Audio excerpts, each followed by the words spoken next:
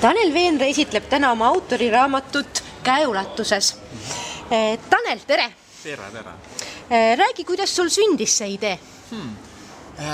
Eks sellised ideed küpsevad pikka aega. Nad ei ole nagu üleöö sündinud asjad, sest raamatut ei tee ühe öö või ühe päevaga. Et sa teed seda tegelikult pool aastat, ma arvan, on umbes selle sünd olnud. Ja ma arvan, et üks kõige olulisem kangelane ei ole mitte mina, vaid minu käed. Et tegelikult see sai alguse nagu kätest. Et mõnes mõttes see raamat ongi nagu pühendus nagu kätele.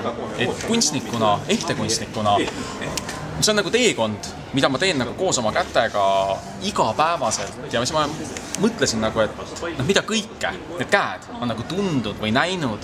Ja see tundus nagu väga oluline ja ma arvan päris nagu uus mõte või originaalne mõte, et teha nagu raamat nagu kätte, ma ei eeskätt vaatenurgast, aga vähemalt nagu kätele tähelepanu pöörates.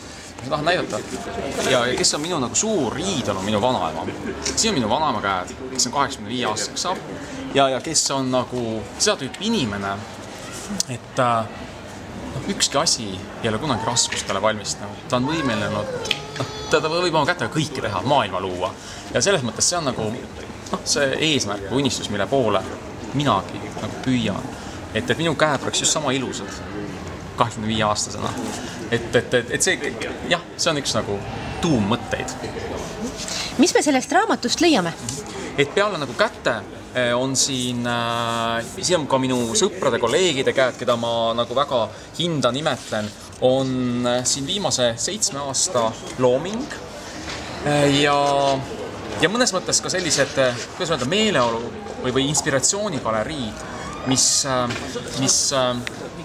näitavad nagu erinevaid tahke. Et ma mõtlesin, et ma ei taha lihtsalt nagu laksida lehekülje haaval täis ehteid, et ma pigem näitan ka vahepeal, kuidas need ehted on sündinud, et kuidas ma neid laua peal värvin või kuidas ma neid kuidas need hetked, mida kunagi sa ei näe, et kõik kannavad neid marju kõrvas, aga see, kuidas ma neid värvin, on nagu mõnes mõttes müstika. Tšau! Et selliseid hetki tabada oli nagu hästi oluline. Et mõnes mõttes see maailm ju, kus ma kogu aeg olen, ei ole ju valmis asjade maailm. Et see on see, mida me tavaliselt presenteerime. Et see maailm on tegelikult palju rikkam, täis nagu selliseid pooltoone, erilisi ja äratundmisi, maagilisi hetki, et ma püüdsin nagu seda siia, kas või nagu kirikute laed, et see on nagu mingi leitmotiiv, mis mind ikka jälle köidab, ma kuhugi lähen, ma vaatan nagu üles, kuidas valgus langeb, et see mõjutab loomingut, kuigi ta ei ole otseselt ja minu looming. Et ma proovisin just selliseid asju siia kokku koguda. Viimase 6 aasta nagu päevik.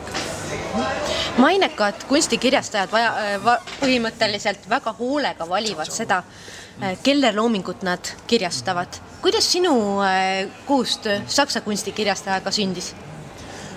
See koostöö tegelikult sai alguse tänu Kadri Mälgule, kes on minu õpetaja ja professor, et me oleme teinud koos 2 raamatut sinna, mis on siis ehtekunstist ja on tekkinud usalduslik suhe, sest tegelikult suurt rahvusvahelist kirjastajat leida on väga keeruline ja tänapäeva lausa kirjastuse maailma läinud nii küüniliseks, et inimesed maksavad väga palju peale, et saada oma raamat nagu rahvusvahelisse levisse. Et see on olnud põhimõtteliselt selline usaldussuhe ja nad tõesti on nagu hea partner ja tänu sellele minu jaoks kunstnikuna on oluline see, et see raamat on kättesaadav üle ilma. Et see ehte maailm ei ole nii suur, aga kuidas öelda, see on nagu sellised nähtamatud tuksuvad südamed kuskil kas Uus-Meremaal või Kanadas, et ta nagu ühendab need. Kas raamat annab vihje ka sinu järgmiseks ehtekollektsiooniks? See on päris hea küsimus. Tavaliselt on nii, et ma olen nii impulsiivne, et ma ei tööta, et ma hommikul mõtlen plaani välja ja õhtul lõpetan, et ma lihtsalt lähen, sukeldun ja kaotan end. Et selles mõttes, et siin lõpus on tõesti töid, mis on nagu pooleli.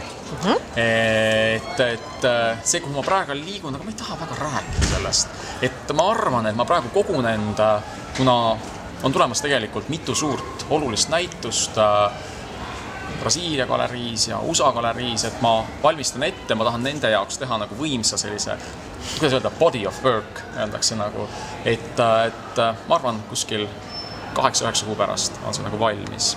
ja samal ajal paralleelselt on muidugi need väikesed kantavad moeehted, need ma tõepoolest teen jooksvat ja nende esitlus on juba kuskil aprilli lõpus mul plaanis. Tšau. Et see on nagu paralleelmaailmad.